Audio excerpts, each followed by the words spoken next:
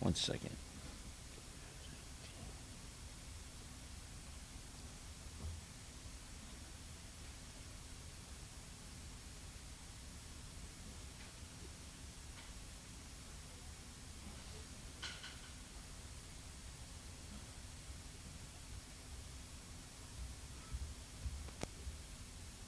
Okay, so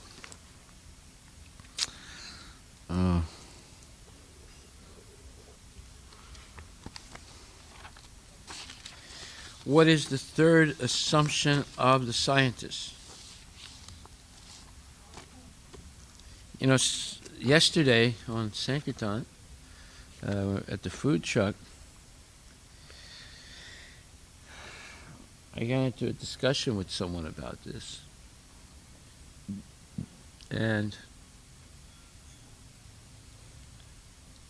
they asked me, what are the assumptions of the scientists?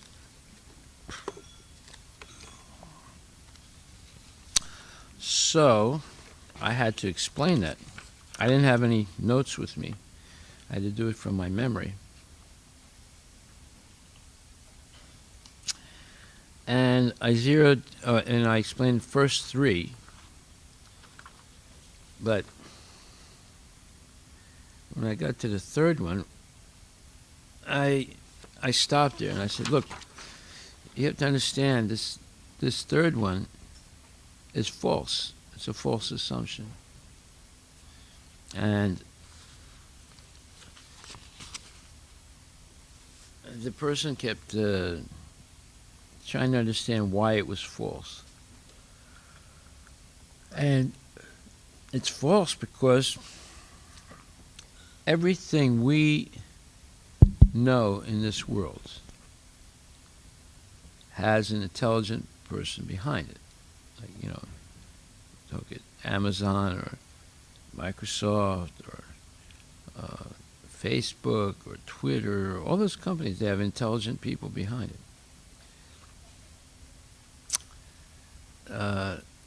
A building has architects and construction companies. They're all intelligent people.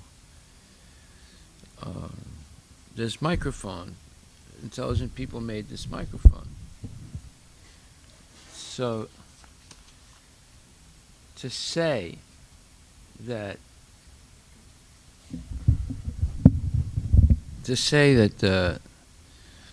all phenomena. What is the third assumption? You know. If everything is natural and nothing is unnatural. What does that mean? Like everything was made by nature and there's no God. Right. Yeah. There's no God. Everything was made. Everything happened by nature, by itself, without any intelligent person behind it. So that is a false concept because everything in this life has intelligent people behind it. Anything that's made, this carpet, these microphones, this screen, these drums, these chairs, these curtains. Nature didn't do it by itself. They had intelligent people who collected the raw materials, put them together, designed the end product. So this idea that all phenomena have natural causes, we assume that nothing we see is unnatural. Unnatural. I mean, that right there is misleading. In other words, it's unnatural if you say God created it. It's natural if you say nobody created it, it just happened by nature accidentally. See, that's not natural because everything we see that's made that has form and structure and function. Form is the same as structure, right? And function. So, are you saying that nature produces form and function without any intelligent person directing it? That is irrational and nonsense. There's no such thing.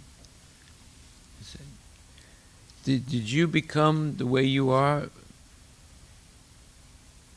by accident? No.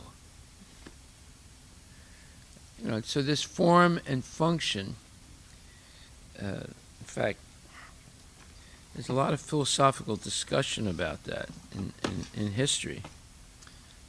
Let's take a look at that. See what they say about that form and function. What does this say?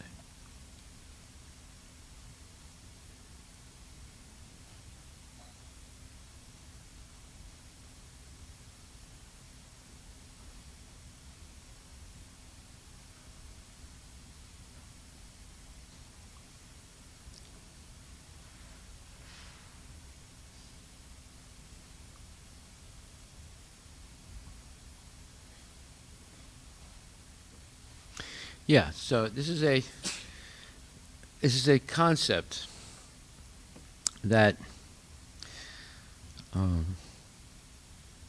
in architecture and industrial design, which says that the shape of a building or object should primarily relate to its intended function or purpose. So, if you build a building, it should relate to its purpose, its function. So if you build a building that, like this building, it's built in a specific way based on its functioning. So we have a temple hall on the second floor. Why? Because if it was on the first floor and the prasadam hall was on the second floor, then people would be stepping on top of where the deities are placed. So that's not a proper thing. So therefore, the temple should be on the second floor, and there should be nothing above it where people are stepping. If it is like that, then in India, what they do is, if there's something above the deities where people are walking, they will have a what you call a shikar or something like that, where the head of the deities are, the heads of the deities are, so that no one walks there. They would have to walk around it. There would be a structure. If we were on the second floor, if our prasadam hall was on the second floor, and the deities were below us, wherever the deities' altar would be, there would be some structure there, so you couldn't step over it. You see? So this temple is made in a specific form that's intended for its structure. So therefore, the prasadam hall is downstairs, and deities are on the second floor, and so forth. So if you build a factory to manufacture cars, then the form of the factory is made in such a way to permit the assembly line construction of the car. So, airplanes and cars, they're all constructed in a line, so that one function is formed, and then the next function, and it's all in a straight line, or it's in a line type of form. So therefore, if you go to Everett and see the factory of Boeing has some of the biggest warehouses and factories in the whole world, and they're going in a straight line, so that step by step the airplane can be built. Have you ever gone to Everett to see? Anybody has gone there? You went to Everett to see what is the factory like? Boeing's factory. Is it it's a straight line? Yeah. So the idea of form and function. The form should relate to the function of what's going to take place in the building. So, therefore, the form of the human body, right, is made in a certain way. Like your head is not where your feet are. Why is it? Why do you think your head is not where your feet are? Why? Huh? Murli, why do you think your head is not where your feet are? Why don't your feet be on top and your head be on the bottom? Huh? Well, maybe. Or what? Can you walk on your head? Yes? No. So you walk on your feet. So therefore the feet are down and the head is up. See? So your body, the form of your body relates to the function. The function is you have to be able to walk to protect yourself. If you didn't have feet, you wouldn't be able to walk, and then you could easily be killed. Right? So you see the form and function. The form is specifically made to relate to the function of the body. Right? Now, they're saying here, the third assumption of the scientists is that we assume that nothing we see is unnatural. Well, that's a nice way of saying we don't believe in God. Right? Notice they don't mention the name of God. So unnatural would mean that they're assuming that natural means that nature creates its own self. There's no outside person or no outside intelligence. Nature has inherent in it the intelligence by which it can make things itself. And it makes its own energy and so forth. It's a complete nonsense concept.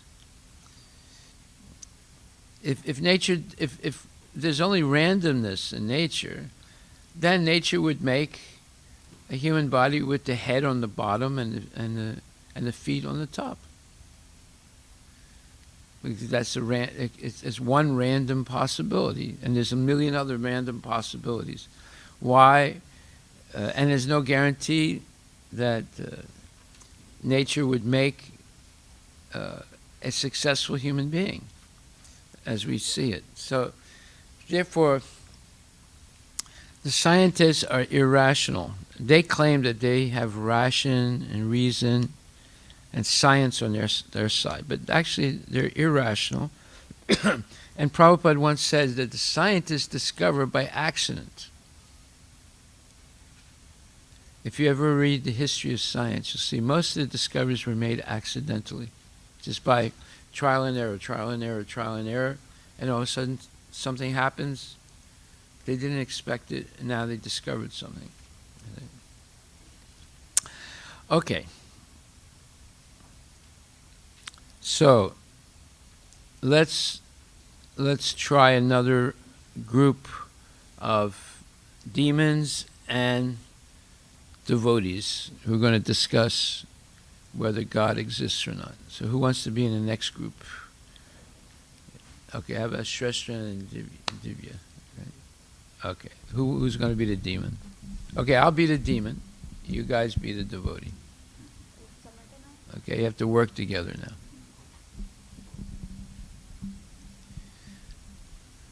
So I say that there's no God. Okay. What do you say? Okay. So,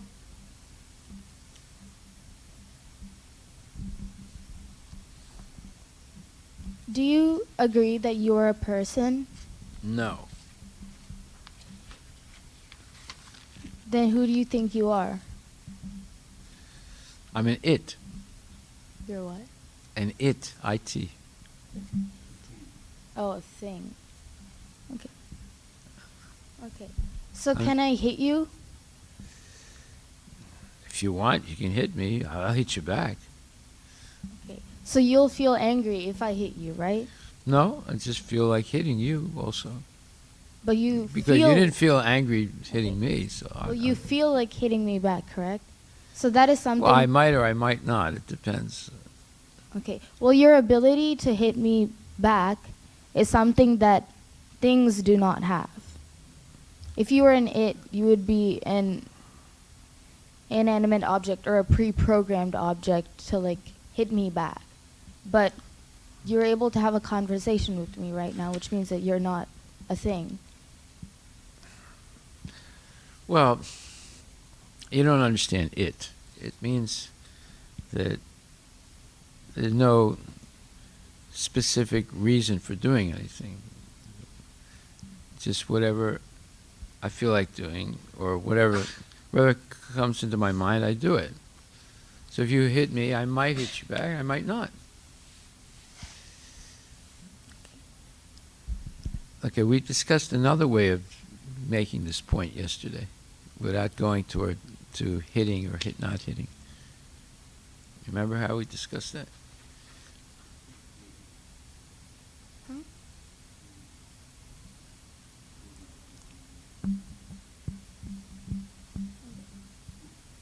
The table. Yesterday we talked about Descartes. Okay, so Descartes. So do you know who Descartes is? I heard of him. Yeah. So he's a philosopher who decided that he would basically eliminate everything that he was unsure of. Yeah. And he eventually got to the point where he couldn't eliminate one last thing, which was his ability to think. Mhm. And you have the ability to think. So Descartes says that I think, therefore I am. Therefore I exist. So Well, now ask me, do you think? so are you able to think? Sometimes. But you still think, right? Sometimes, yeah. Okay. So that makes you a person, correct? Well, that's Descartes' way of thinking. It's not my way of thinking. Okay, so that proves that I think. Yeah. Okay, so I think, and that means I'm a person? Is that what you're saying? Yes. Okay. Okay. You see, the one about I'm going to hit you, you can come up with a really irrational, crazy person, and they'll say, well, I might or might not hit you back. Yeah. So then So, they're like- putting a doubt about their Yeah. individuality. So right? I could ask like something like, have you ever seen a doctor? What? I could ask something like, have you ever seen a doctor? Do you ever feel pain? A Right. doctor. Yeah. Yeah. Yeah. So then, okay. So,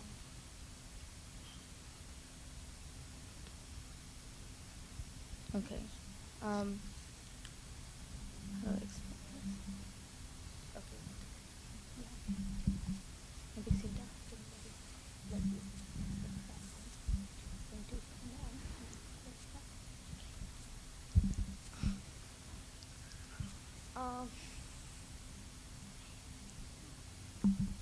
Hare Krishna. I don't believe in Hare Krishna. What is that? That's your fantasy. That's not my fantasy. Yeah, go ahead. What is that? What? This thing here? No. Like the thing you're touching the microphone with. Are you talking about this microphone? No, like the thing you're touching it with. Oh, this thing here? Yeah. This is a finger. But what is the finger connected to? Well, the finger has different phalanges in it, and there's a joint also, and it's connected to a hand. That's connected Is to that a your body. hand? Huh? What? Is that your hand? It's a hand.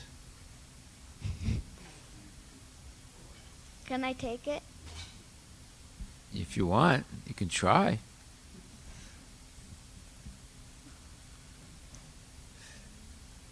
No, you can say, can I cut it off? Yeah. Can I cut it off? Well, I don't think you'd be able to. It's pretty hard to cut it off. You need a saw.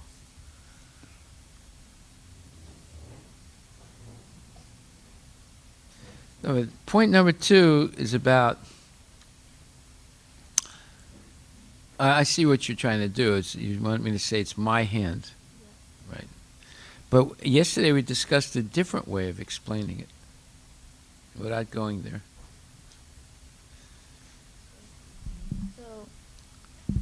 So, if you and another person were standing and you were looking at an object, like a flat surface, what you think of that object is different from what the other person thinks that object is. Which object you talking about? Okay, so let's say let's say you and I are looking at. Okay, so let's say you and I are looking at the carpet, right? Carpet. Yeah. Yes, I can see it. Yeah. So we both think it's a carpet, but we don't think that. Well, I think it's a magic carpet. I don't know what kind of carpet you think it is. Well, whatever you think it is like how you perceive it, right? So you perceive it to be like a magic carpet, and I just think it's a carpet. Both of us have different ideas of what the object is, Right. but the object is not us. I do not say that the carpet is me. You don't say that the magic carpet is you, correct? I think that you have to understand my definition of magic. It's something that may exist or may not exist. It's not a normal thing. Okay. Now you have to be more specific. You say, let's say there is a flat, square, wooden plank, and it's mounted on four, let's say, rectangular poles. And you think it's a table, but I think it's a bed. So you're perceiving it as a table, I perceive it as a bed. Someone else might think it's a snow cone.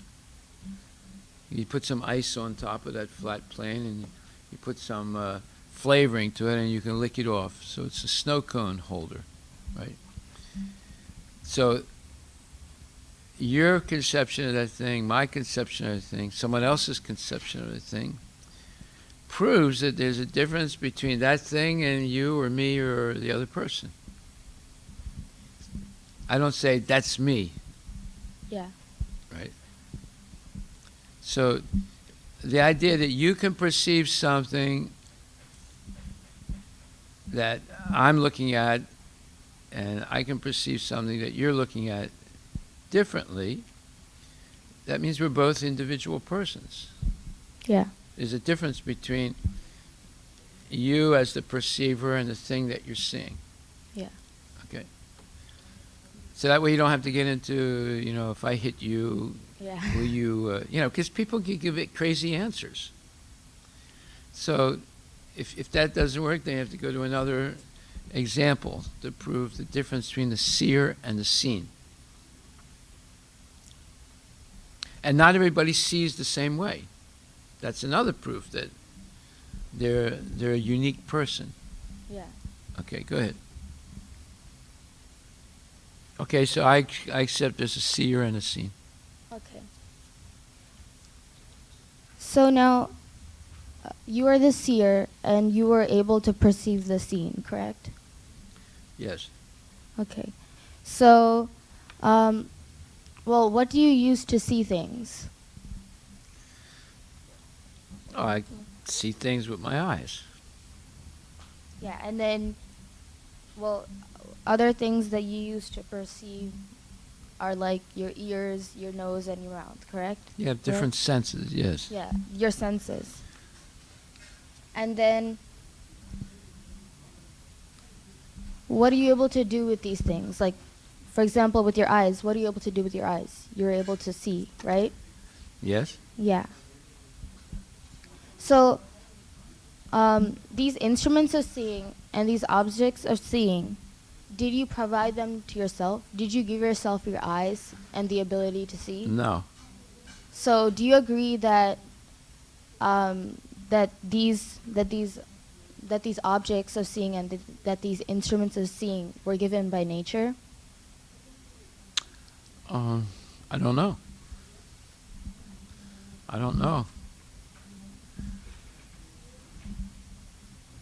Now, you don't want to go there. What you want to you want to just make the point that the instruments of seeing, the process of seeing, and the objects that you see have all been provided. Just like the cell phone, the internet connection, and the internet have all been provided to us. We don't understand how they work, but we can use them. Yeah. So do you agree that the instruments of seeing, the objects of seeing, and the process of seeing have all been provided to you? Yeah, I don't remember making them myself. Yeah. Okay. So now, No, wait a minute. No, there's a point there. That is that because it's been provided to us, we are dependent. We're not independent in perceiving things. okay. That's So- very important. It's not just, we made the point, there's difference between the seer and the seen, and now we have different senses and process of seeing and objects of seeing that have been provided to us. That means, it means something. What does it mean? It means we're dependent. We're not independent in our perception. Okay. Go ahead. So does that mean that you are dependent? I guess so, because I didn't make those things. Yes. So you're dependent on how it was provided to you, correct? I'm dependent because I didn't make those things, and I don't really understand how they work, but I can use them. Yeah. So now, So now Is it's it 3 correct? points, right? Yeah. You are a person. There's difference between the seer and the seen. And number 3, the instruments of seeing, process of seeing, And the the objects of seeing, they're all provided, which means that I am dependent. Yeah. I'm not independent in seeing or perceiving things. Yeah. Okay. so do you agree that you make mistakes, Not many. but you still make some mistakes, correct? Well, you might think it's a mistake. I think it's right. Okay, well, okay, let me try this in a different way. So, are you able to see through this wall without the window? Well, if I got a CCTV set, I could put a video camera outside and get connected to it, and I could see what's on the other side of the wall. Well, using your own ability without the CCTV, would you be able to see through the wall? Well, I could make a hole in the wall and look through But can you see through it without doing anything to the wall, it. Maybe not. right? Are you able to hear things from far away without the help of a microphone or a walkie-talkie? Well, when I smoke marijuana, I hear a lot of things that are far away. No, I can't. So, Those are the type of answers you can get from crazy people. Right? yeah. So do you agree that these are limitations? Yes. Yeah. So that means that our power of perception is limited. Correct? Yeah. So Yeah. now, that was point 4. Yeah. So first of all, yes, I am a person. Secondly, there's a difference between myself as a seer and what I see, what I perceive. Number 3, the instruments of seeing, the process of seeing, the objects that I see have all been provided to me. Therefore, I'm dependent. And now, number 4, not only I'm dependent, but I'm limited in my seeing. Yeah. Because I can Yeah. make mistakes, I can be easily illusioned, and I have imperfect senses, and also a cheating propensity. Okay, so now you get 4 points. Yeah. So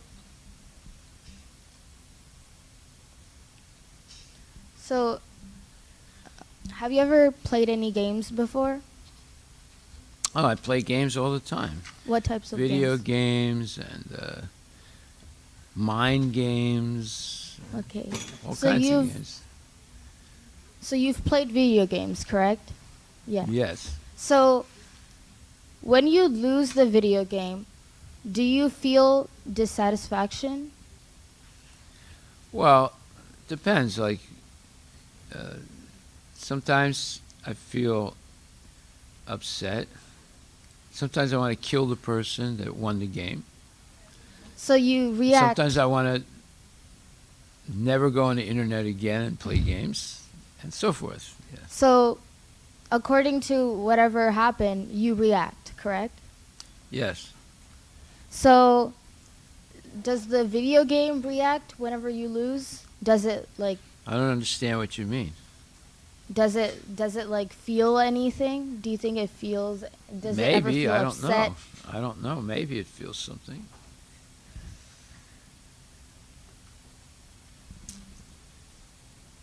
See, it's better to go, with the golf ball and the golfer, or something like that, because a video game is it's based on software. It's not based on hardware, right? So it's a virtual thing, whereas a golf ball is more of a real thing. But that's one way, right? Because video game is it's something that's virtual. Yeah. So Yeah, so it's less real than a golf ball or a football or a basketball or So, How Have you come ever everyone played- starts with so? What does that mean, so? Go ahead. have you ever played golf? No. It Okay. doesn't matter. Doesn't matter. Go ahead. So, let's say you played golf, and then Your microphone's not on. you hit the golf ball towards the hole, and it misses. And Yeah. you feel dissatisfaction. Does the Not on the golf first ball- round. Not on the first round. It's normal to miss it on the first round. Yeah. But- it's like the 5th round or something. So you have to know golf. There's each hole has a par. Par means if you were a normal, good golfer, in 4 tries you can get the ball in the hole. That's called par. Now, if it takes you 5 or 6 or 7 tries to get the ball into the hole, then you're going to lose probably, because someone might be able to get it in par or below par. Somebody might be able to get the ball in the hole in 3 tries. So if you're going to give an example about golf, you have to know something about golf. Okay. Otherwise, the atheist can trick you and get you involved in the way golf is played. And if you don't know anything about it, then you wouldn't be able to continue with your example. Okay. So, let's say you play soccer, Okay. and then I never played soccer, but okay. and when it's a penalty kick, so you're trying to make the ball into the goal, Yes. and you miss the penalty kick. And Good. it's This is a the good winning example. Shot. And what? It's the winning shot, and if you don't make it, then you lose. Right. You Very feel good. dissatisfaction, Right. right? Yeah. Does the ball feel dissatisfaction? I don't know. I don't think so. It doesn't. I can't see it reacting. Yeah. So the ball doesn't feel dissatisfaction. You feel dissatisfaction because you have consciousness. The ball doesn't have consciousness. Very good. Yes. That was a good example. And something you know about, and you can't really argue against it. Okay, so now what does that prove, that I feel dissatisfaction?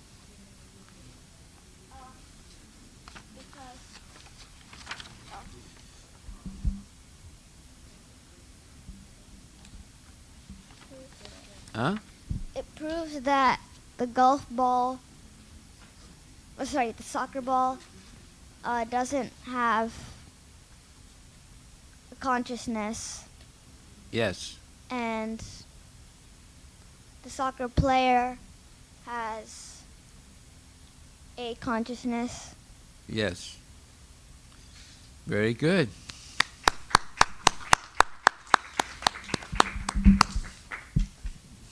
Okay, so now we've proven one, that I am a person. So I, the atheist, am a person. And number two, there's a difference between me, the person, and what I see, like carpets and microphones and cars and airplanes and whatever. And then number three, the process of seeing, the instruments of seeing, the objects that I see, all have been provided to me. I didn't make any of them. And I don't even understand how the process of seeing works. In fact, one of our homeworks was to explain how you see the optics of it. It's called optics. See, when you see something, then it's based on light. And then light enters your iris into the eye, and whatever you see, that image is inverted. And then that image goes into the retina, and then it's rectified again to the right size. And then the image is sent to your mind.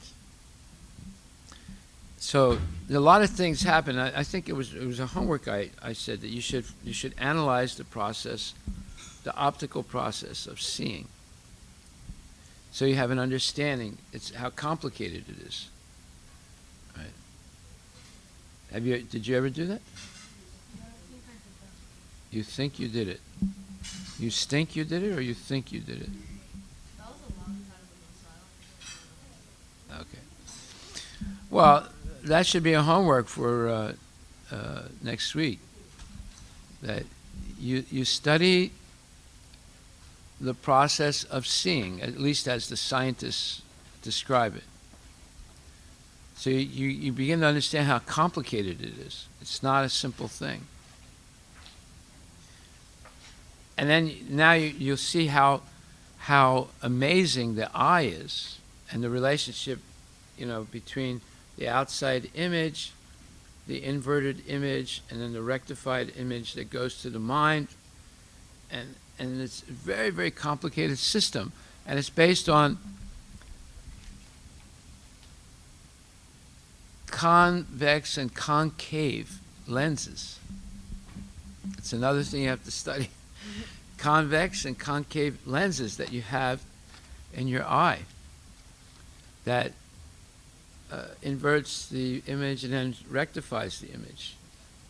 It's a very complicated process, and your instrument, the eye, is highly complicated.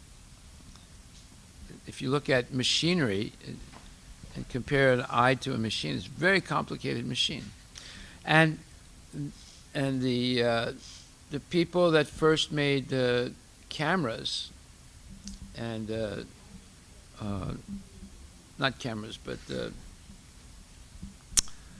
what do you call it? Photography. They studied the eye And they replicated with convex and concave types of lenses what happens in your eye. And then they figured out how to make a camera.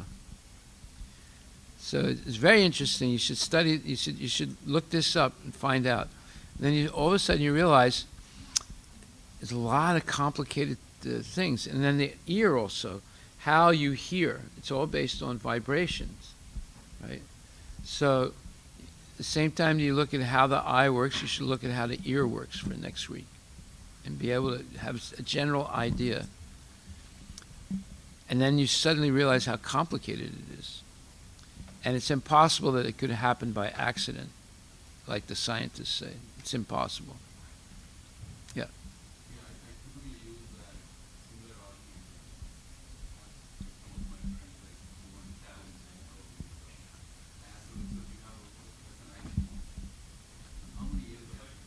Let's give him the microphone. Give him the Advitya, you have to do your job. Again, when I ask them about, you have a phone, right? Sometimes they have a Samsung or iPhone. So is that camera good? They say, it's getting better, every year. So, but is It's it as getting good? better It's getting better with every version. Oh, it's yes. Right. Every It's new evolving. release. It's evolving. It's evolving. And Part so. of evolution, Darwin's theory of evolution. So it's like right now, let's say No, but the iPhone point 10. is, how is it evolving? Is it evolving by accident? Accident, or is it like, obviously that's where it's going about. Let's say we take iPhone, right now iPhone 10, they've been working on it for like 20 years, hundreds of engineers at Apple that are working on it. We agree that, without that kind of intelligence behind it, Yeah, it wouldn't and evolve. we won't even get this far. Yeah. And even now, it's But not see, perfect. Is it as good as your eye? But see, the third assumption of the scientists is that they don't accept that. They say that nature, without any outside intelligence, evolves things. It's they call it a natural process. There's nothing natural about it, Yes. right? Yeah. You just see want how, it's all a bunch of nonsense. Correct. Go ahead.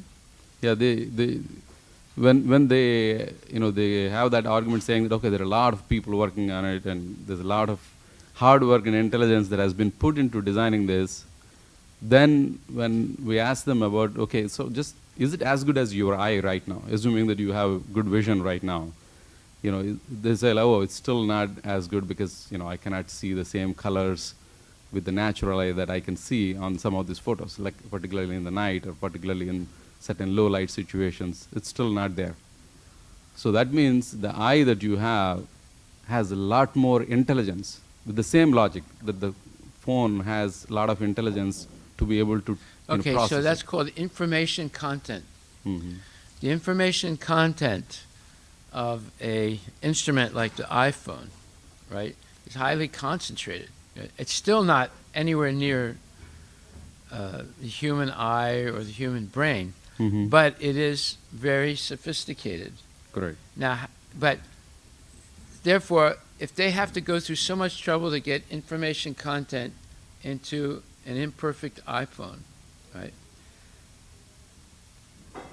You compare that to the eye and the brain, there's much more information content. Correct. How did it happen? Correct. Oh, by itself, and by a random process? It doesn't make sense. It doesn't make sense. It doesn't make sense at all. It's irrational. Correct. And these are the assumptions on which, the 6 assumptions of science. That's why we're connecting now. How to prove the existence of God, the unique qualities of Krishna, the 6 assumptions of the scientists, and then we'll bring in also the law of conservation of energy and laws of thermodynamics. And you'll see there's a huge disconnect in the way the scientists conceptualize the genesis or the way that all these things came about and what they do themselves. Correct. They everything they do is intelligence driven, and they say everything that they're discovering in nature happened by itself without any intelligence. Correct. And at best, we are trying to mimic. Yes. Any technology that is out there Yes. is just a process of mimicking a natural intelligence Yes. in a way that we can use it for our, maybe safety See, or why convenience. are we going through all this? Because the assumption is that religion is sentimental belief and science is real knowledge. But if you study it carefully, you see science is fantasy and religion is real knowledge. I mean, bona fide religion, not nonsense religion. Okay. Correct.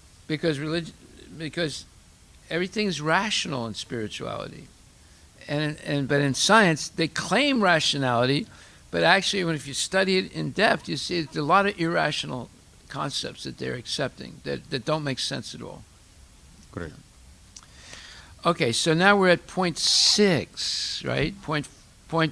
We said point 3 proves that we're dependent, not independent. Point 4 shows that not only we're dependent, but we're imperfect in our perception.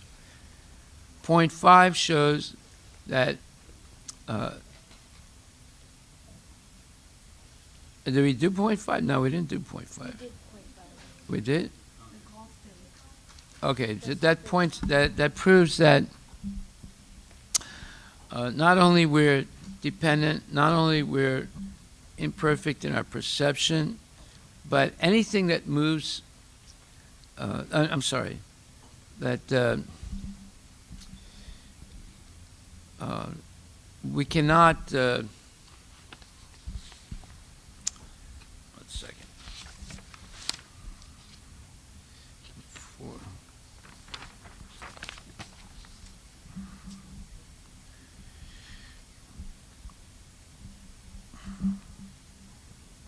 Yeah, point 5 shows that we are a conscious person, and our consciousness but matter is dead.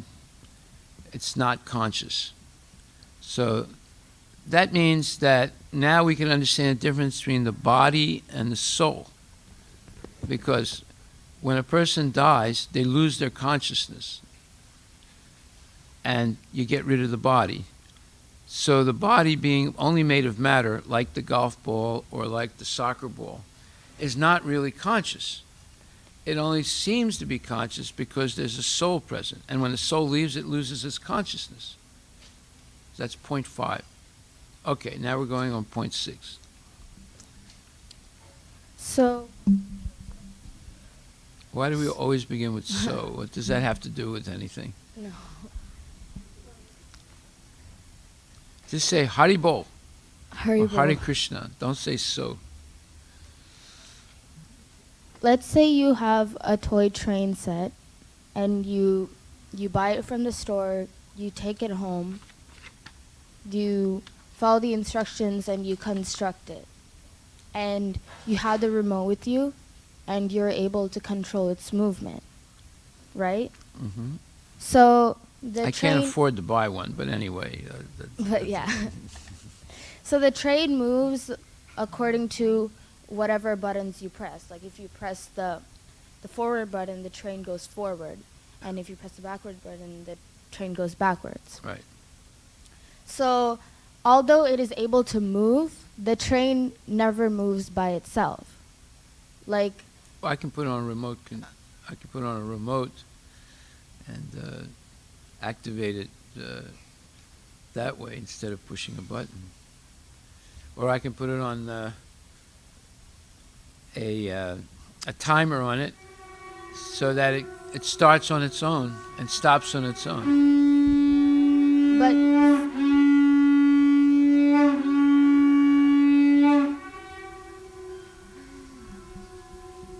Okay, we'll continue after the opening of deities.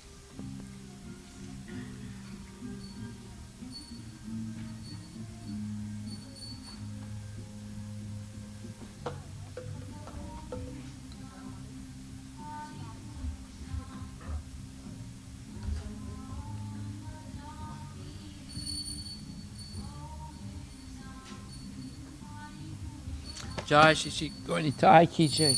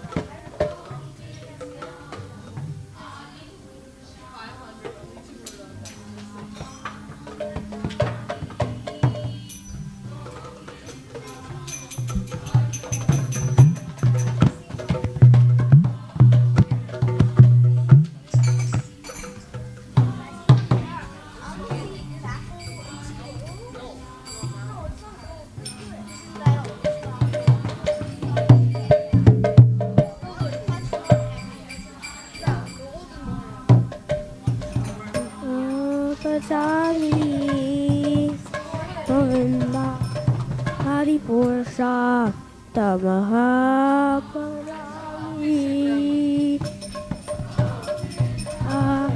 Adiput Hello Moto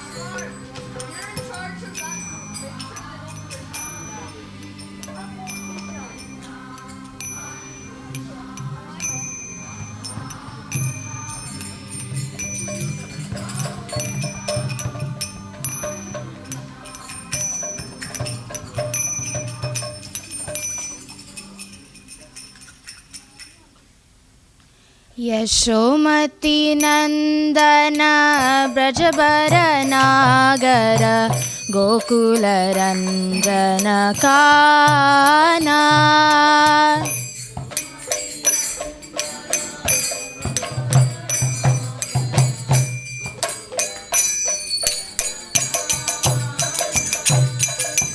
गोपी पर northern Madan मनोहर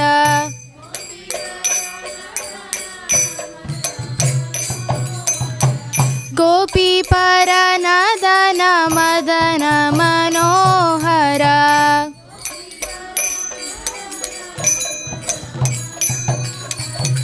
कालिय दमन विदाना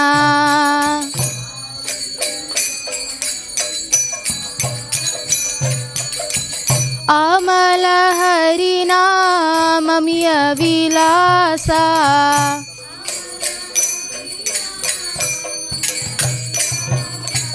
अमल हरिनाममिय विलासा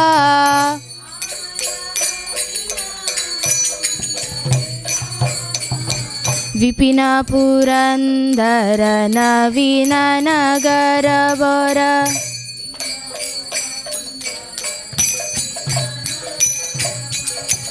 बंसी बदन सुवासा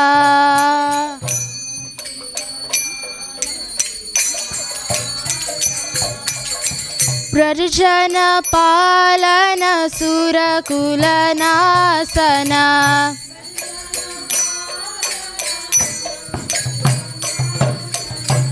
प्रजन पालन सुरकुल नासना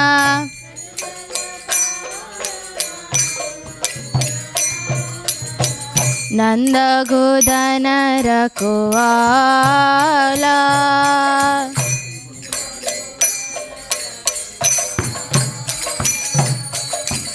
ಗೋವಿಂದ ಮಾಧವ ನವನೀತ ತಾಸ್ಕರ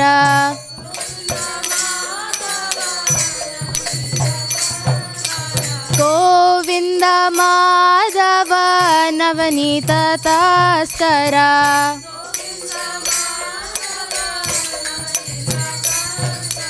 ಸುಂದರ ನಂದ ಗೋಪಾಲ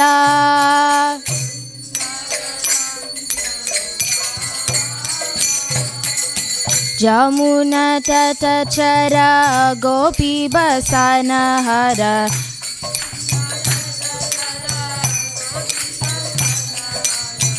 ರಸ ರಸಿಕ ಕೃಪಮೋಯ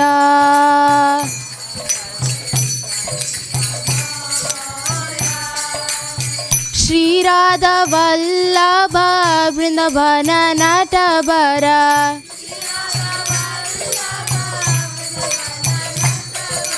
ಶ್ರೀರಾಧ ವಲ್ಲಭ ಬೃಂದಾವನ ನಟಬರ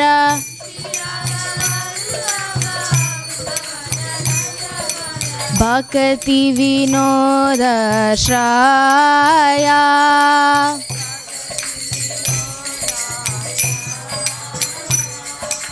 ಯಶೋಮತಿ ನಂದನ ಬ್ರಜಬರ ನಾಗರ ಗೋಕುಲ ರಂಜನ ಕಾನ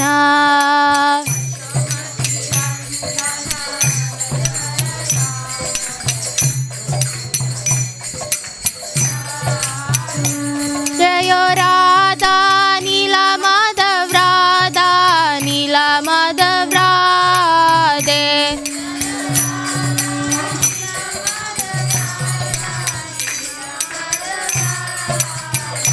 ಜಯೋ ರಾಧಾ ನೀಲ ಮಾಧವ ರಾಧಾ ನೀಲ ಮಾಧವ ರಾಧೆ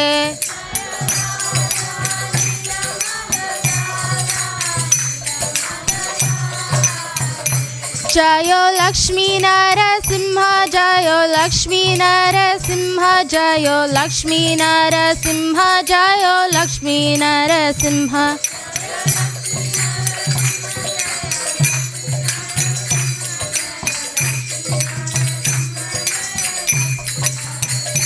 जयो सीताराम जयो सीताराम जयो सीताराम जयो लक्ष्मण हनुमान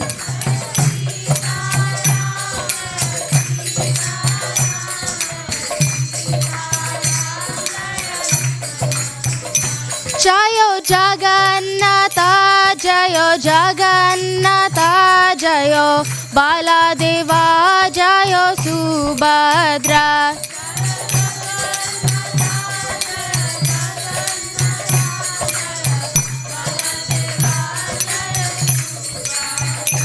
जयो गौरनीता जयो गौरनीता जयो गौरनीता जयो गौरनीता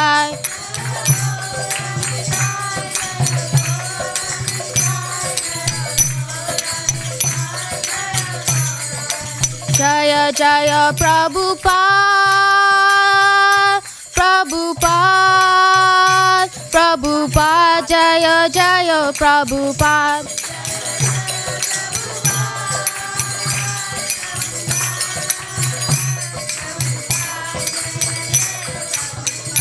जय जय प्रभुपाद प्रभुपाद प्रभुपाद जय जय प्रभुपाद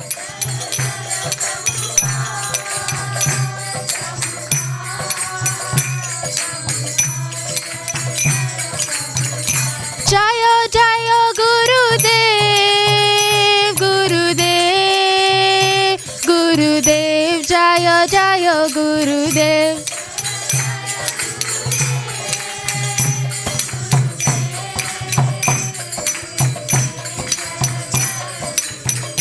निताय गौर हरि बोल हरि बोल हरि बोल निताय गौर हरि बोल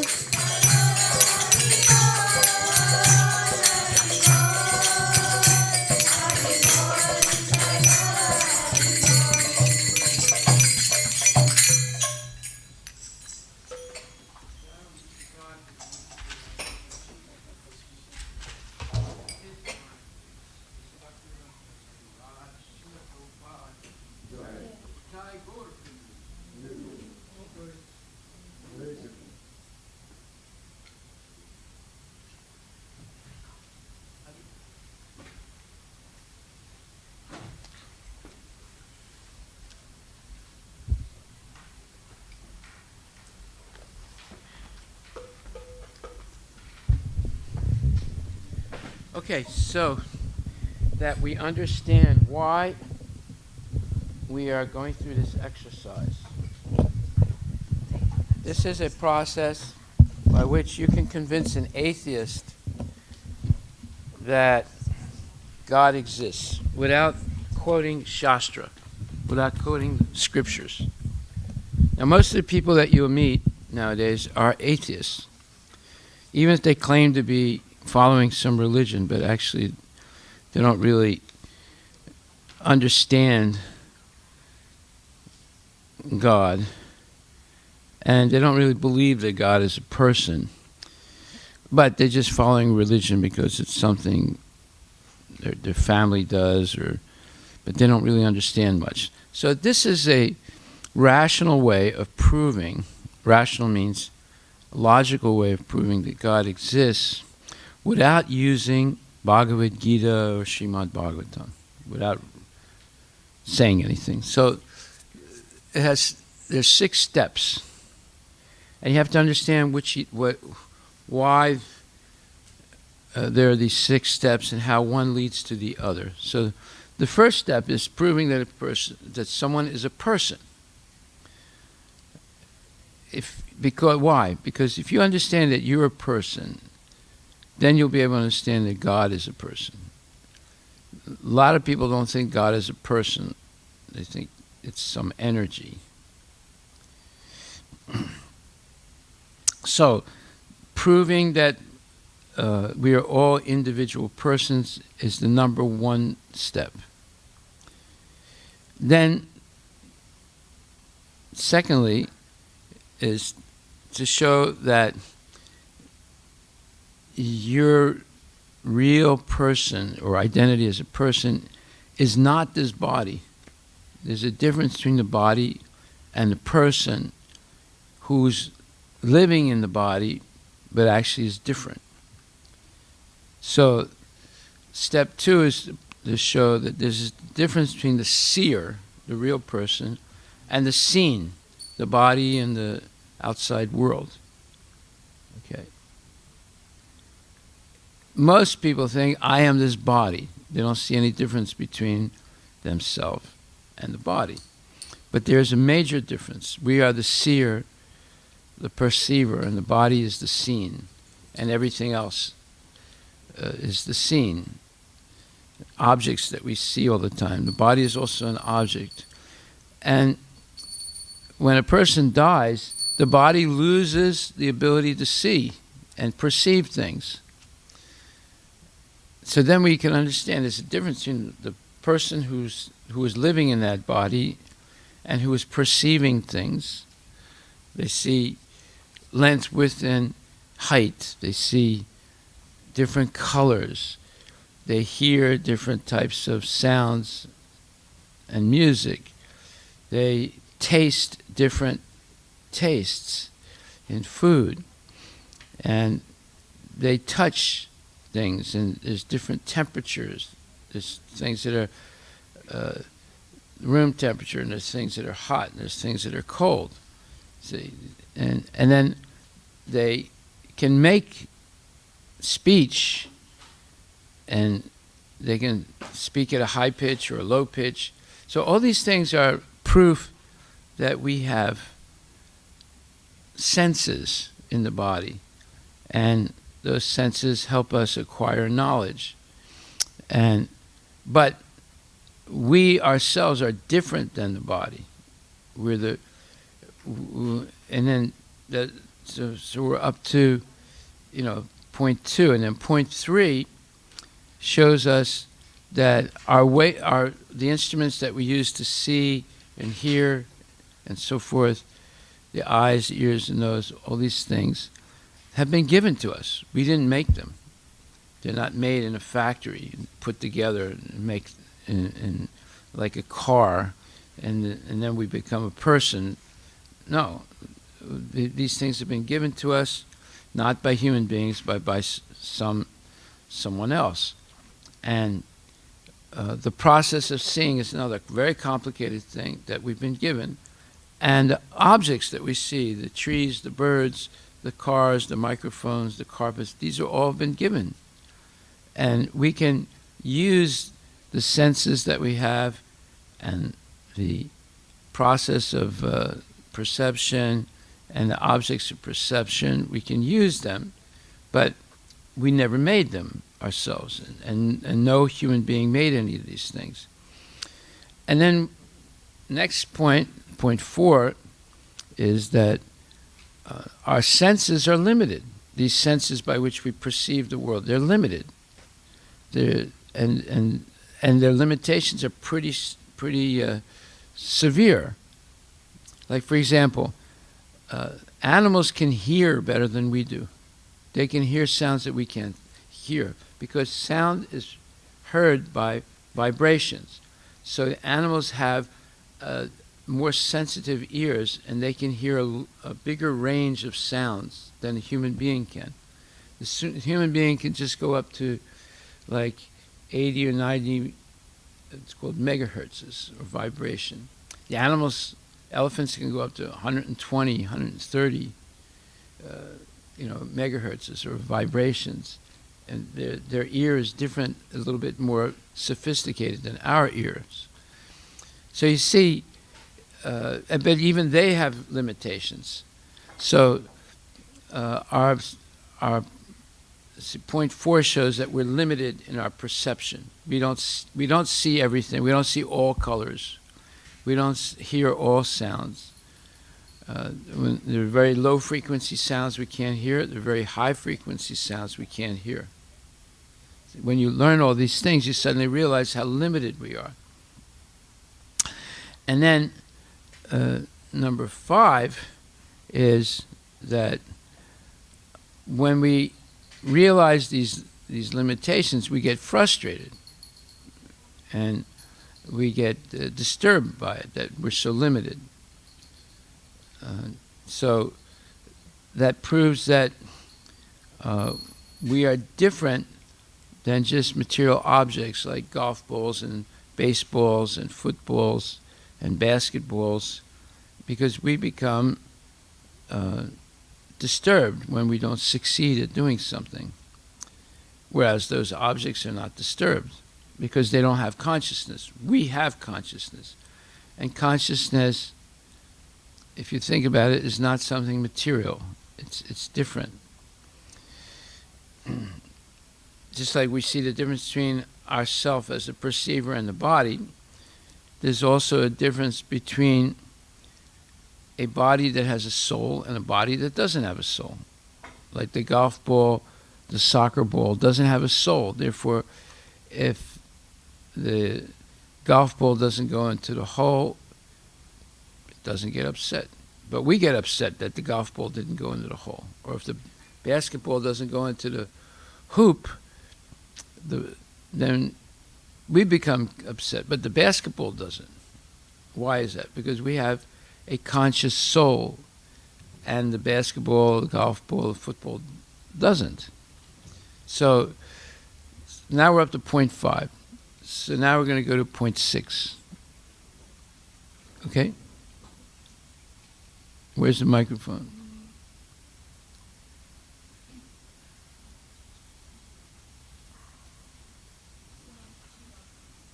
Why do we begin with so all the time? Haribo.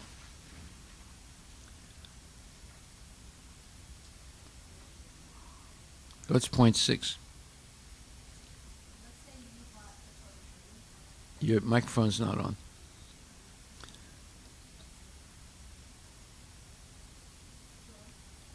The microphone's not working.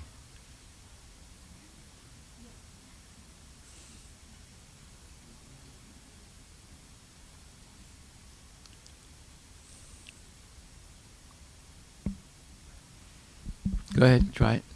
Haribo. Yeah. Okay, go ahead.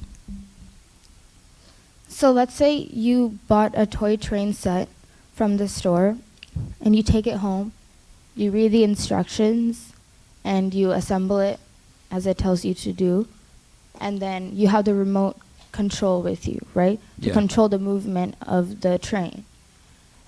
So when you press the button on the remote, it moves forward. When you stop, it stops. And when you hit the other button, it goes backwards, right? So, however, even though you are pressing the buttons to make the train move, the train is not able to move by itself. Correct? I'm not sure what you mean.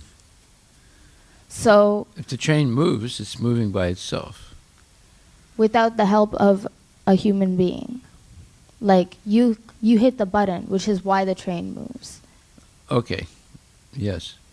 So it's not able to move by itself, which means that there needs to be a person who first manufactured the train and made it how it is, and then the person who controls the train, right? So you need to have somebody who manufactured and is able to control the train. So that means that the train is not able to move by itself. So the train set is like a very small, it's like a very small sort of simple concept. But if you look into our entire universe, the movements of the universe are so precise, right? Because the earth orbits around the sun, and each time it takes exactly 365 days. And the earth, all the while rotating around the sun, rotates on its own axis, each rotation taking 24 hours.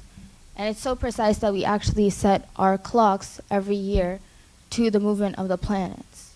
So that means that the movement of the planets are very planned. So there must be an intelligence behind the movement of the planets and the movement of the entire universe and behind the movement of us if there is a person who is behind the engineering or the design of the small toy train. Okay, I got a little lost in your example, but I think I understand. What are you trying to say exactly? So what I'm trying to say is that like all animate and anything that is animate needs an intelligence behind it. Okay, I see what you mean. So this entire Well, how about a universe- volcano when it explodes? It seems to be a random thing. those natural disasters are caused by they're also caused by somebody else who Really? controls. You mean there's somebody inside the volcano that makes it explode? Not somebody inside Is the it a volcano, but terrorist or somebody who controls the rest of the universe too. Who's that? So it's a superior intelligence. You mean like an extraterrestrial person or what? No, it's God. E.T.? It's God? Yeah. Oh, I don't believe in God. That's your fantasy. I don't believe in God. Now, you see, you got stuck because I brought an example that you didn't understand, like the volcano. I mean, we understand the example of the train, but I could give you an example that you don't understand, and then you get stuck. So, the way to you have to have an understanding of different things. Like, for example, how does a volcano explode? Yes? What? So quickly? Wow, that was pretty fast. You're faster than anybody else I've ever met that forgets so quickly. Anyway, the volcano, you have to understand how a volcano erupts. Now, right now, I don't really understand how a volcano erupts, okay? It's all about different pressures building up and heat and so forth, and then it explodes. But you could compare it to an explosion, let's say, of a boiler. A boiler is a large metal vessel, right? And it's protected. It has very thick metal, and or else you could compare it to a cylinder in a car engine. cylinders in car engines move by explosions, right? There's a gas injector, and there's a spark plug. The spark plug gives a spark, and the gas is highly refined petroleum, so it's very flammable, and a little spark can set it up, can cause an explosion. And when there's an explosion, the cylinder goes up and down like this, and it's connected to different shafts and makes your wheels turn. And that's why you go forward or backwards, right? So volcano is also based on a principle of explosion, right? Like Mount Rainier is a volcano, actually. It could explode at any time. And what was the name of that mountain? Mount St. Helens is a mountain that's a volcano. It's an active volcano. It exploded in the 1980s. It caused a lot of damage. So, if you gave me the example of a train, I give you an example of a volcano, trying to prove that there's no intelligence behind that explosion. It just happens by nature's laws. Okay. So how are you going to argue against that? Yes. So, like, people do bad things, then they deserve for something bad to happen to them. That's like karma. So then God is just making people get their karma. We can't bring God into this because these are 6 points of logic without using scripture, without talking about God. Okay, so you can say how something happens. You can be like, the carpet moves. But then somebody has to move it. There has to be someone who does it, because it can't move by itself. Yeah, that makes sense. Everything has to have someone who does it. So a volcano can't just erupt by itself. Yeah, but I'm saying nature does it naturally. And how does nature do it? Nature doesn't have like its own person. It's not a person who goes into does stuff. It has to have someone who's controlling it. Oh, no, there are natural laws in nature. Who made them laws? There's gravity, there's electromagnetism, But someone has to make the laws. Well, I'm a scientist. I don't believe anybody made the laws. That's my third assumption of science, that everything happens by natural causes. It doesn't happen because there's a person. So you think that laws just created themselves? They happen by evolution. So you think that people were monkeys before, and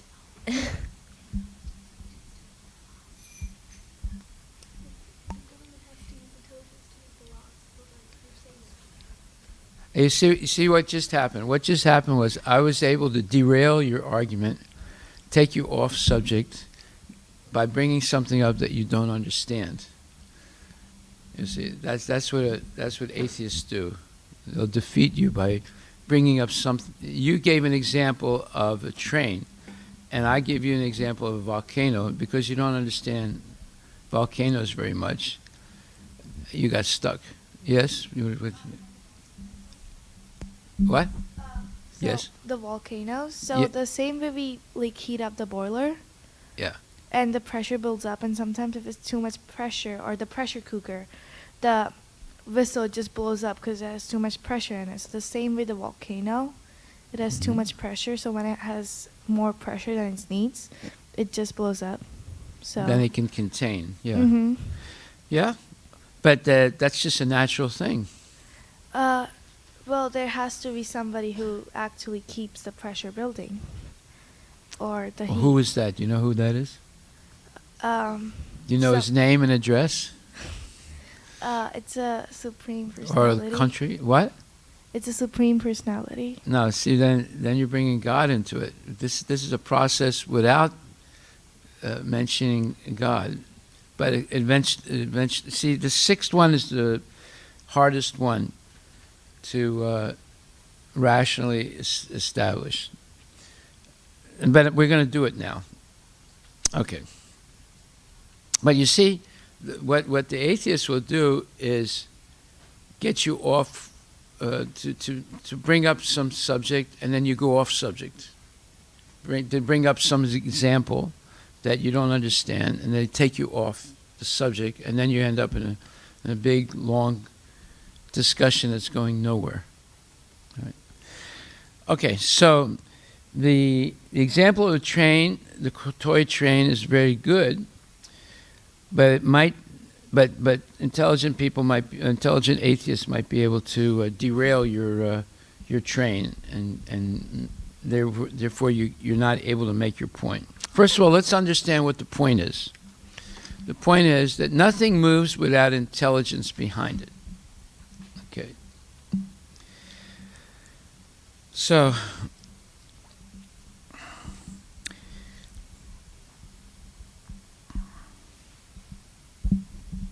yeah, so in order to establish this, you start with the known to understand the unknown.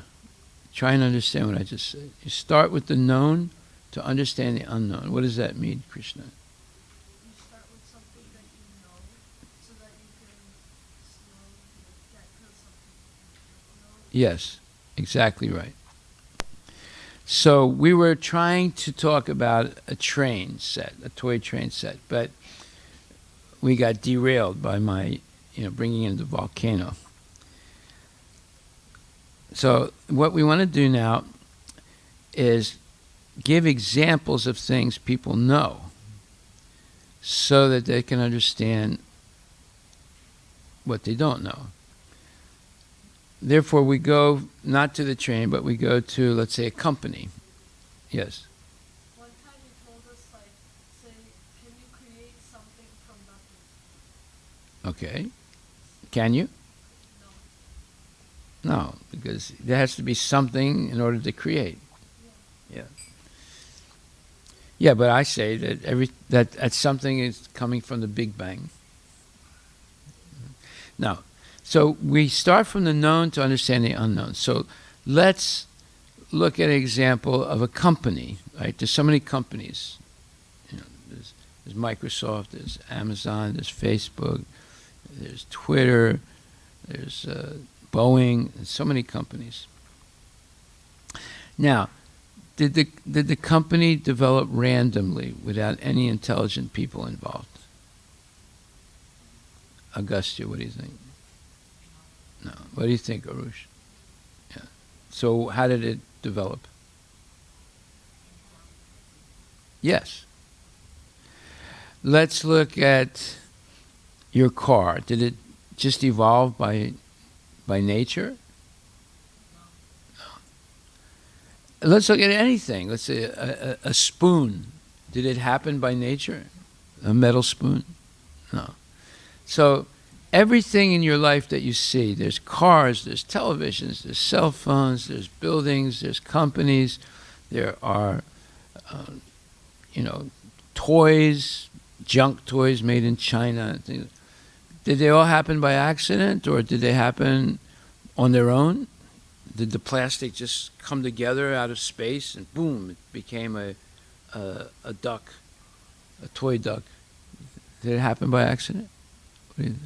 No.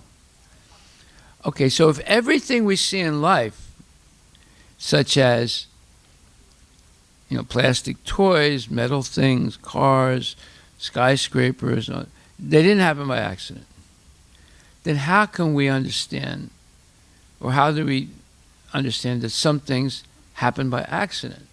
Some things that have form and function happen by accident. Does that make sense? Is that rational? Where everything that we see that has form and function did not happen by accident. There was an intelligence behind it. Does that make sense? Yes. Microphone.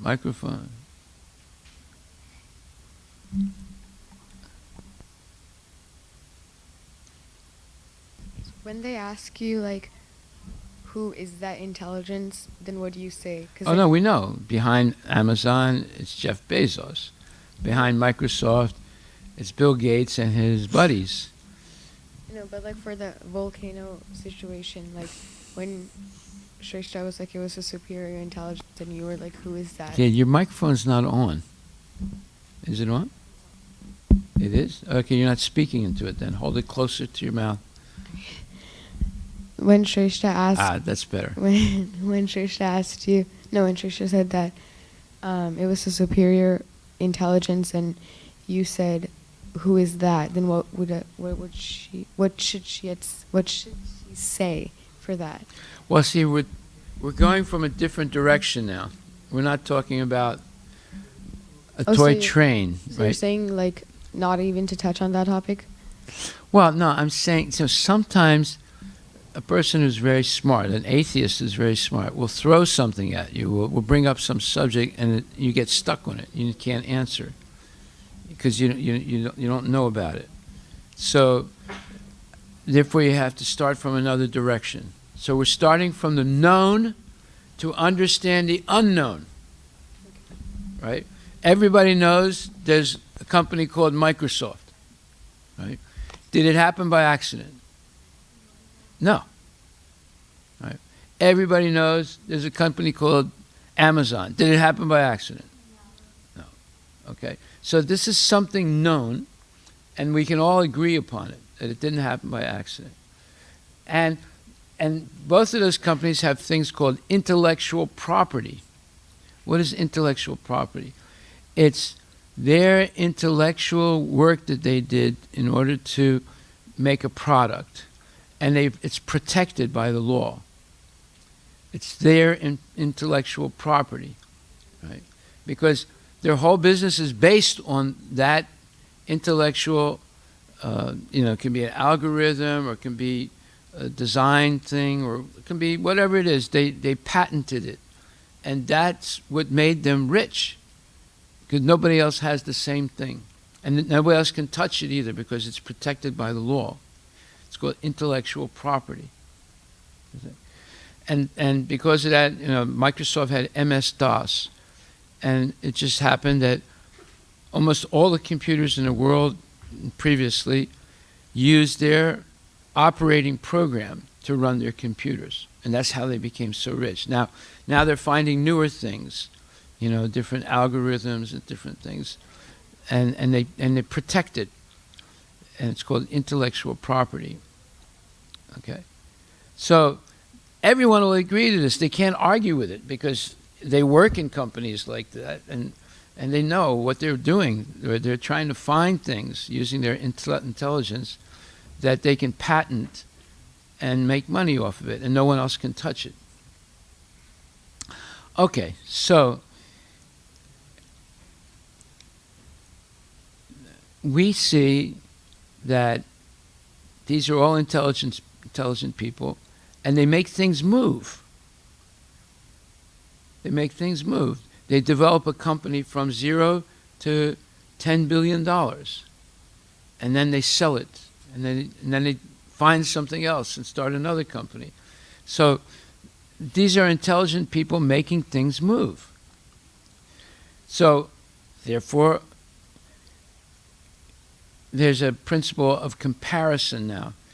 If almost everything we see in this world of the known, like we know about Microsoft, and we know about these other companies, they all started with intelligent people, and these intelligent people made different systems, like algorithms and other things, and programs, and they made money off it, and they made things move. They open up branches in different places. They build up the internet. They build up internet security, and all these things, they make money off of it, right? And they hire people, and people have to come every day to work, and then go home, and then come back again. So they're making things move. It's because of that intelligence. It's not because it happens randomly, right? So we're trying to prove in point 6 that nothing moves without intelligence. So if everything else moves because of intelligence, then we can assume also that the volcano explodes, not because there's something random, but because there's some intelligence behind it that makes it explode. Right? So in other words, if you get a person to agree with you on known things like Microsoft, Facebook, Amazon, then by getting a lot of yeses from that person, eventually they'll have to agree that, yeah, we might not know who it is behind the volcano, but there's got to be somebody, because everything else, there's someone behind it. You see my point? Yeah, go ahead. The more you get a person to say, yes, I agree with you, then if there's something that you both don't understand clearly, but because that person said yes so many times already to what you said, they'll say, okay, I'll accept also that there's got to be someone behind. There's got to be an intelligence behind the volcano also. Go ahead. Yeah, Prabhu, I think to just had a kind of revelation based on what you said, is that there are two parts that we can explain. Even, let's say, Amazon, they keep going back to the theory of evolution, right? The what? Theory of evolution. But even here, let's say we take Amazon. Amazon is $1 trillion company now. What was it back in 1995? It was in a garage. It was in a garage but there is still that same intelligent person, Jeff Bezos, that started that. Yeah. And developed it. And developed it. So we can actually kind of kill their argument of, oh, it just evolved. But just like Amazon didn't evolve by itself, there had to be an intelligent person that was constantly thinking about how to evolve this and set, certain things, processes, and hired other intelligent people to build this evolution. And got rid of people who were not intelligent enough. So, yeah, and there are companies that fail because, that person is not as intelligent as somebody who has been constantly, thinking. That means that there is a constant intelligent effort that is going into maintaining, building, and evolving. Maintaining is harder than creating. Creating, exactly. Yeah. A lot of companies, they don't stay up with the competition, they get wiped out. Correct. The maintaining is extremely important. If Amazon cannot deliver according to the way it promised, Amazon Prime, 24-hour delivery, this is something greater than most other companies. Very few, because Amazon started that 24-hour delivery, the other companies had to do it also to stay up with Amazon. So Correct. Amazon is a leader in certain things, just like Microsoft was a leader in the 1990s and 2000 in the computer program, the software program, and they got the mass of the money. They got the most money because of it. And it's because their intelligence was greater than the other companies. And by the same inference, like the fact that Jeff Bezos doesn't do everything personally, but he empowered other people with his mission to do it. And he got them to cooperate. He got them to cooperate. Exactly. If they don't cooperate with Jeff Bezos' vision of where it should go, they'll be out of the company after some time. Yes. So in the same way, whatever we think, the arguments of some of these scientists saying that, oh, I created this, I created that. They have been empowered with certain resources, certain intelligence, and certain mission by the Supreme. Yes, so here we see what we're trying to prove in point 6, and this is extremely important, that nothing moves without an intelligent person behind it. And the way we establish that is we start with the known to understand the unknown. And the known is things that we have contact with every day, like Google search engine.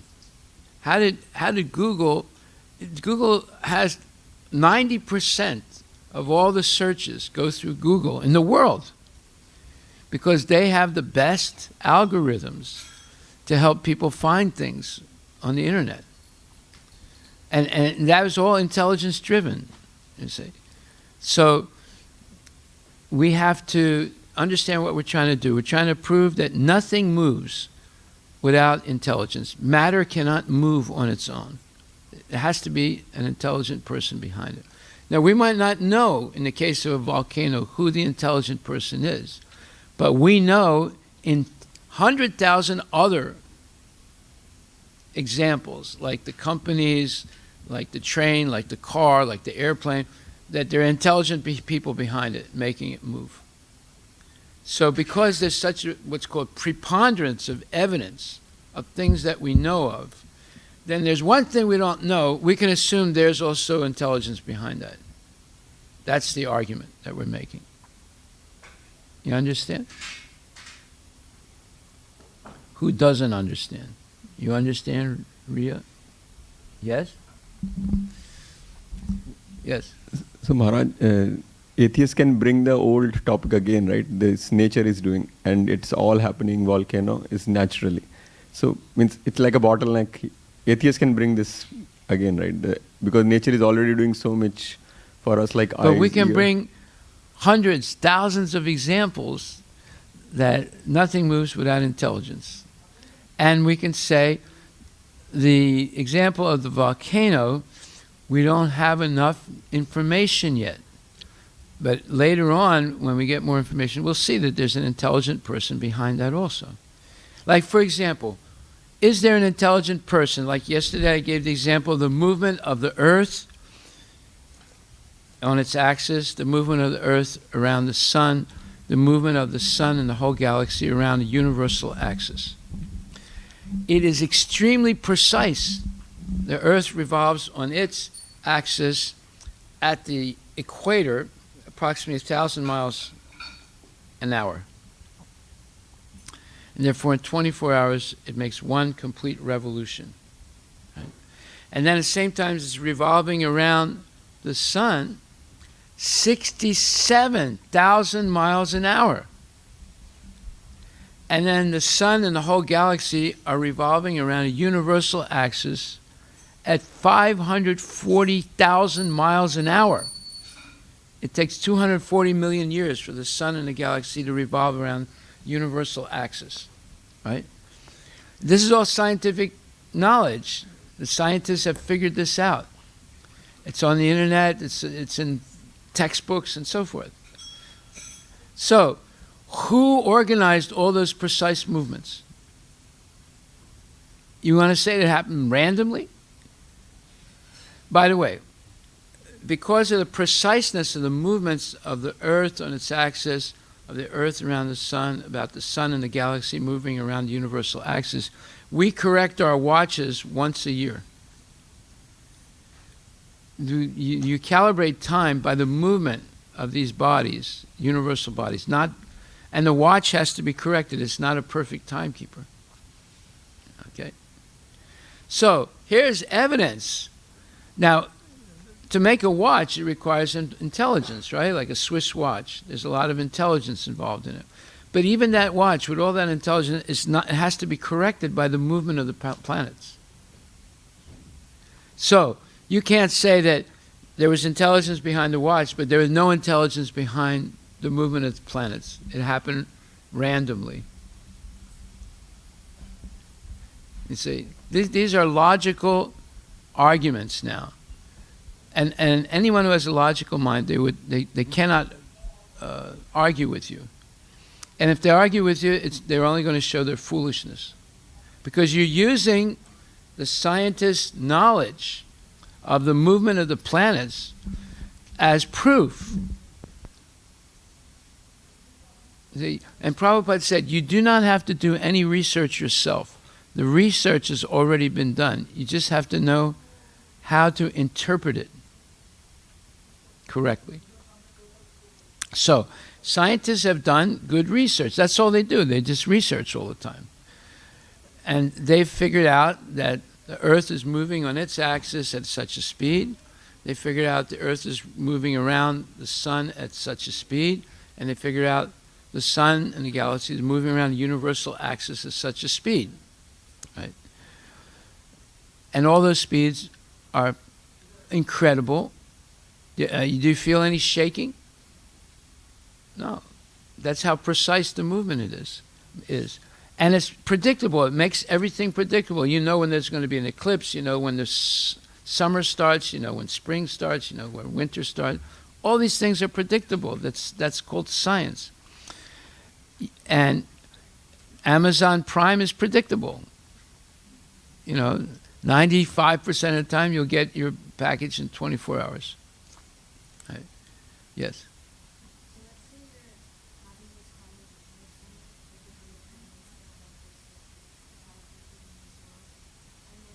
Behind everything that moves. Yeah, behind everything that moves.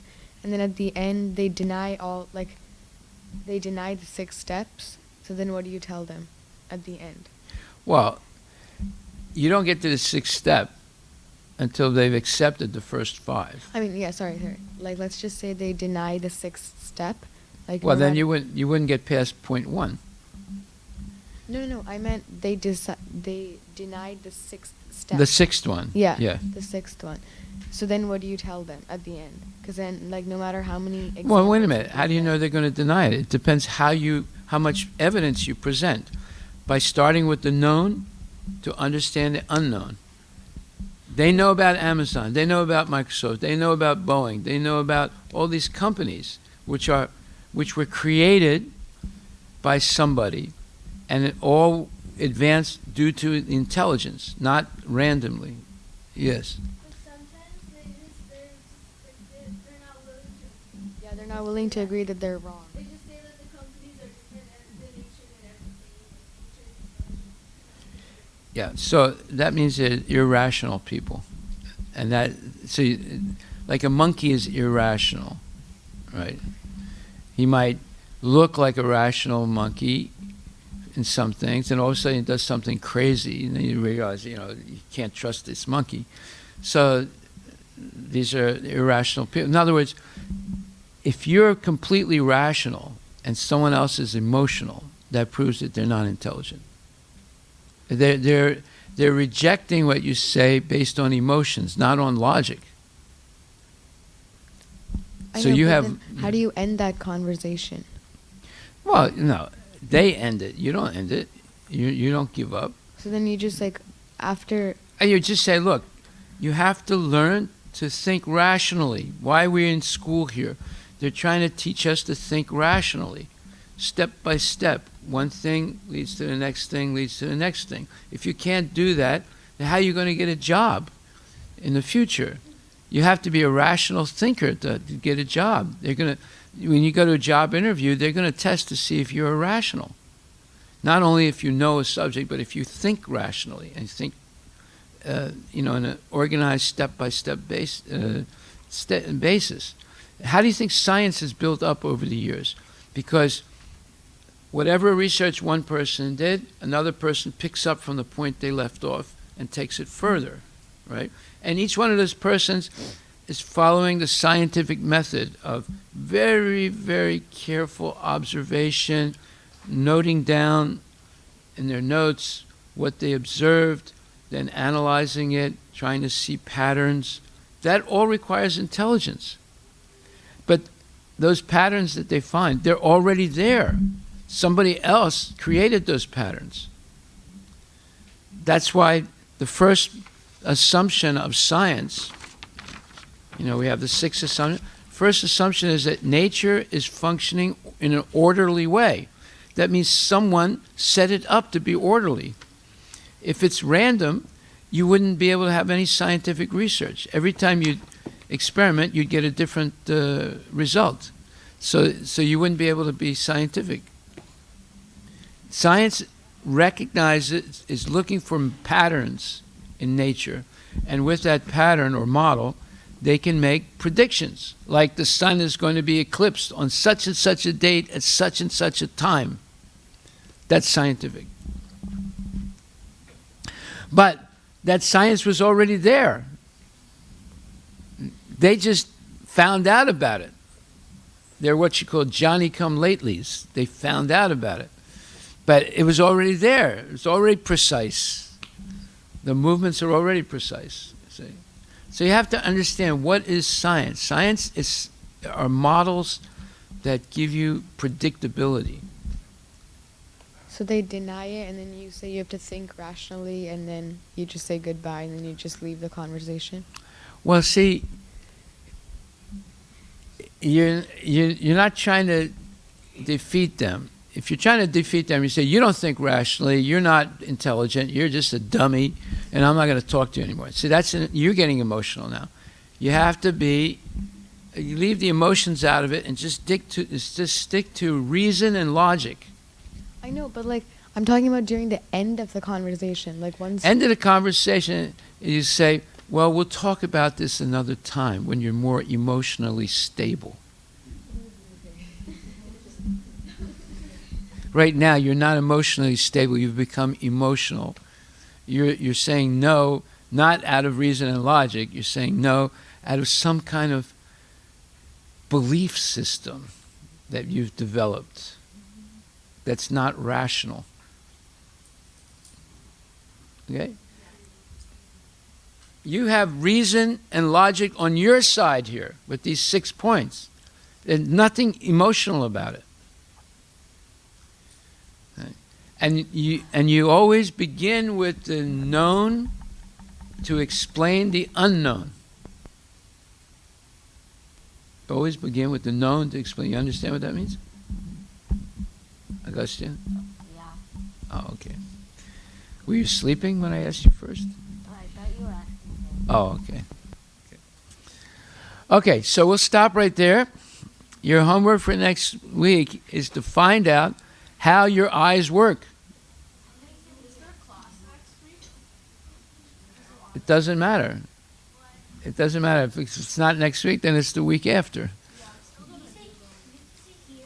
No, actually, your homework for Wednesday. Wednesday is the next class, 6:30 in the morning.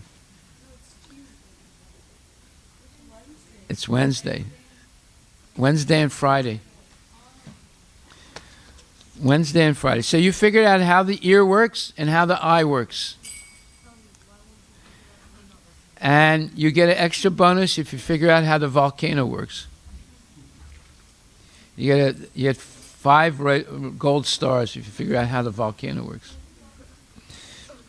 By the way, no one has figured out how the volcano works so far. Even the guys that have PhDs in volcanoes, they don't know either. They have some idea, but they're not sure if it's true or not. If you get a PhD in volcanoes, it's very hard to find a job. I know someone, a devotee, who got a PhD in volcano, he couldn't find a job.